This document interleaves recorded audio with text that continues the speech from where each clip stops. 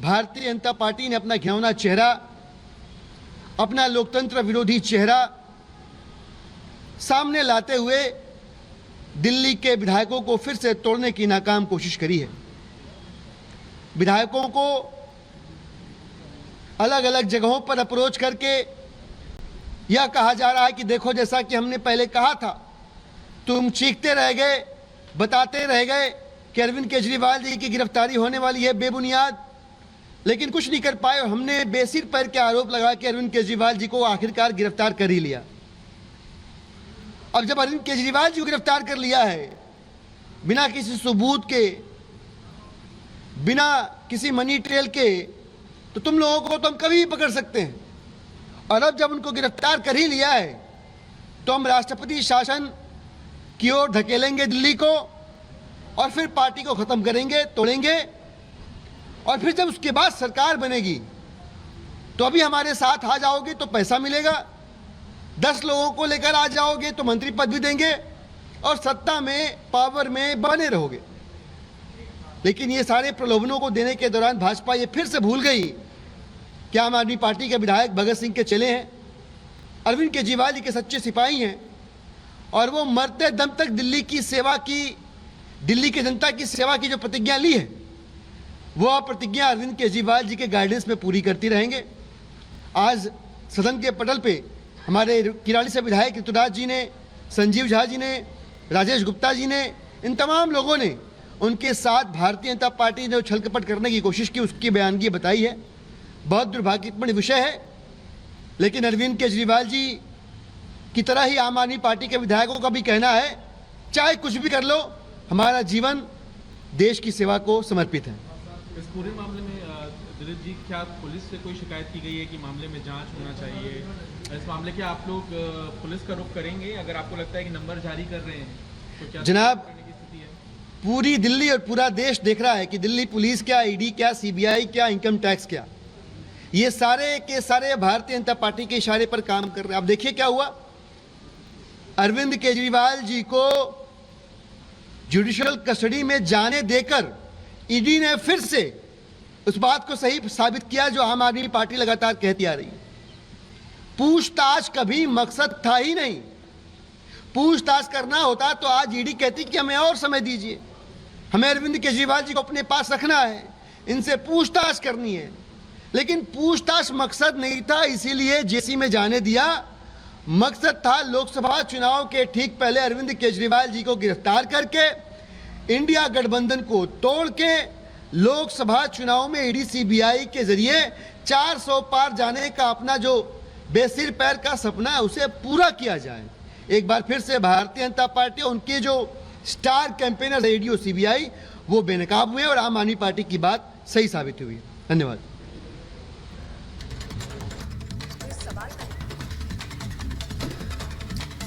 और इस बीच बड़ी जानकारी मिल रही है, आप विधायकों को खरीदने की कोशिश हो रही है। आप दिलीप पांडे को सुन रहे थे, आम आदमी पार्टी विधायक है, राष्ट्रपति शासन लगाने की तैयारी है, आरोप लगा रहे हैं दिलीप पांडे। आप विधायकों को खरीदने की कोशिश के बारे में पहले भी कई बार प्रेस कॉन्फ्रेंस आम आदमी पार्टी की तरफ से हो गई है और अब ये कहा जा रहा है कि जो हालात बन रहे हैं उसमें राष्ट्रपति शासन लगाने की तैयारी है।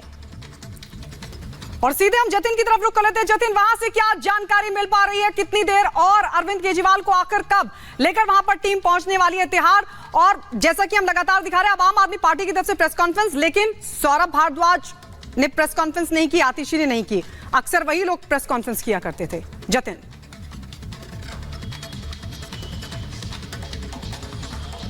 आज बिल्कुल देखिए, अब से कुछ ही देर में अरविंद केजरीवाल को जो है वो तिहाड़ जेल लाया जाएगा और मैं अपने विजय के जरिए आपको तस्वीरें दिखाने की कोशिश करूं। ये तिहाड़ जेल है, इसी के आगे गेट नंबर 3 है। हालांकि वहां पे कुछ नेटवर्क इशू है क्योंकि बहुत सेंसिटिव जेल इसको इस लिहाज से बोला जाता है कि बड़े बड़े जो प्रिजनर्स है वो उस तिहाड़ जेल के अंदर है। गेट नंबर 3 से अरविंद केजरीवाल अंदर जाएंगे। हालांकि जो इनिशियल जानकारी मिल रही है कि तिहाड़ जेल की जेल नंबर 2, 3 और 5, इन 3 जेलों को सैनिटाइज कराया गया है। सुबह 11 बजे एक high level meeting Tihar jail के अंदर हुई थी जिसमें यह तय किया गया था कि अरविंद केजरीवाल को किस जेल के अंदर रखना है। बाकायदा अगर आप तिहाड़ जेल मैनुअल पे जाएंगे तो अल्फाबेटिक तरीके से किसी भी प्रिजनर्स को तिहाड़ की जेल में रखा जाता है। अरविंद केजरीवाल का ए कैपिटल है, लेकिन वो बतौर सीएम भी है और उनकी सिक्योरिटी को देखते हुए जो तय किया गया है 2 या 5 इन 2 जेल में से किसी एक जेल में अरविंद केजरीवाल को रखा जाएगा। अब से कुछ ही देर में अरविंद केजरीवाल तिहाड़ जेल पहुंचेंगे, गेट नंबर 3 से वो दाखिल होंगे और उसके बाद जेल मैनुअल जो कहेगा वो अरविंद केजरीवाल को फॉलो करना पड़ेगा। हालांकि तिहाड़ जेल एडमिनिस्ट्रेशन का साफ तौर पर कहना है कि कोर्ट की ऑर्डर कॉपी का वो लोग अभी इंतजार कर रहे हैं। फिजिकली तौर पर जब ऑर्डर कॉपी यहां पर पहुंचेगी उनको जो जो रियायतें दी गई हैं, क्योंकि अरविंद केजरीवाल की तरफ से कोर्ट में ये बोला गया था कि उनको बाकायदा टेबल चेयर दी जाए, 3 किताबों का उन्होंने जिक्र किया, वो किताबें पढ़ने के लिए दिए जाए। कोर्ट के ऑर्डर में अगर वो सभी बातें लिखी होंगी तो उस कोर्ट का जो ऑर्डर है वो जेल के अंदर मान्य होगा और उसके बाद आगे जो प्रोसीजर है वो शुरू किया जाएगा। हालांकि इनिशियली जब भी कोई शख्स या यूं कह ले कि अंडर ट्रायल या कोई भी शख्स जब तिहाड़ जेल में पहुंचता है तो उसके बाद उसका बाकायदा मेडिकल कराया जाता है। मेडिकल कराने के बाद उनको जेल मैनुअल के बारे में जानकारी दी जाती है, उनको जिस सेल में रखा जाता है उस सेल के अंदर ले जाया जाता है। हालांकि अभी जो इनिशियल जानकारी मिल रही है कि अरविंद केजरीवाल को एक सेपरेट सेल के अंदर ही रखा जाएगा, वहां पर किसी और प्रिजनर्स को जाने की इजाजत नहीं होगी। ये भी जानकारी मिल रही है कि सीसीटीवी कैमरे उस सेल के आसपास पहले से लगे हुए हैं और यही मैं आपसे जानना चाह रही थी जतिन, क्योंकि इससे पहले जिन पर इसी शराब नीति को लेकर आरोप लगे हैं, फिर वो चाहे आप मनीष सिसोदिया की बात कर लीजिए, वो भी उसी तिहाड़ जेल में है। साथ ही साथ अगर हम बात कर लें संजय सिंह की तो वो भी उसी तिहाड़ जेल में है, अरविंद केजरीवाल भी उसी तिहाड़ जेल में जा रहे हैं। तो जेल मैनुअल ऐसे में इस बात को लेकर क्या कहता है? क्योंकि चलिए भले ही वो वैसे ही सेपरेट सेल में रखे जाएं, लेकिन जब ब्रेकफास्ट का टाइम हो या खाने पीने का वैसे टाइम हो तब क्या कहता है जेल मैनुअल? मुलाकात हो पाएगी तब क्या हो सकता है? जी देखिए, बिल्कुल मुलाकात नहीं हो सकती क्योंकि हर एक जेल का एक अलग मेस है। जेल नंबर 1 का अलग मेस है तो जेल नंबर 2 का अलग मेस है। जो जेल नंबर 1 के में रहने वाले लोग हैं, कैदी हैं, वो सिर्फ अपनी ही मेस को एक्सेस कर सकते हैं। मनीष सिसोदिया जो कि जेल नंबर 7 में है वो जेल नंबर 5 में जाकर किसी से मुलाकात नहीं कर सकते हैं, या वाइसा वर्सा अगर कोई कैदी जेल नंबर 2 में है तो वहां पर जाकर किसी से उनकी मुलाकात नहीं हो सकती। और यही कारण है कि आप देखेंगे कि इस पूरे केस में जितने भी आम आदमी पार्टी के चाहे वो नेता बोल लीजिए, कार्यकर्ता बोल लीजिए, वो जब इस तिहाड़ जेल में पहुंचे तो उनको अलग अलग सेल में ही रखा गया है। लेकिन अरविंद केजरीवाल को लेकर सिक्योरिटी कंसर्न इस लिहाज से भी है क्योंकि लगातार आम आदमी पार्टी इस तरीके के एलिगेशंस लगाती है कि कहीं ना कहीं सिक्योरिटी थ्रेट हो सकता है। जब ईडी की कस्टडी में अरविंद केजरीवाल थे तब भी इस तरीके के एलिगेशन लगाए थे कि कोर्ट ले जाते हुए या बीच में किसी भी तरीके का सिक्योरिटी थ्रेट हो। और यही कारण है कि सुबह जब तिहाड़ जेल के अंदर हाई लेवल मीटिंग की गई उसमें इस बात का मुख्य तौर पर ध्यान रखा गया कि अरविंद केजरीवाल बिल्कुल जतिन, हम आपके पास लौटेंगे, लेकिन बीजेपी ने किस तरीके से इस पूरे मामले पर निशाना साधा? वीरेंद्र सचदेवा दिल्ली में बीजेपी के अध्यक्ष है, वो क्या कुछ कह रहे हैं, आइए सुनवाते हैं आपको। शराब घोटाले में दिल्ली को लूटने वाले, दिल्ली को ठगने वाले अरविंद केजरीवाल अब कट्टर ईमानदारी का दावा पेश नहीं कर सकते। हमारा ये पहले दिन से मानना था कि शराब नीति में दिल्ली के युवाओं को नशे में धकेलने का काम किया गया, दिल्ली को लूटने का काम किया गया है। और आज बार बार ये बात सच हुई कि जब माननीय न्यायालय ने स्पष्ट किया कि आपको न्यायिक हिरासत में जाना ही होगा क्योंकि शराब नीति में घोटाला तो हुआ है।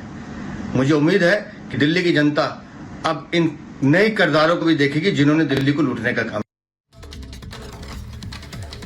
तो वीरेंद्र सचदेवा को आपने सुना, सवाल खड़े कर रहे हैं कि जिस तरह से सरकार चल रही है दिल्ली की जनता के लिए दिक्कत हो रही है। अनामिका सिंह काली हमारे साथ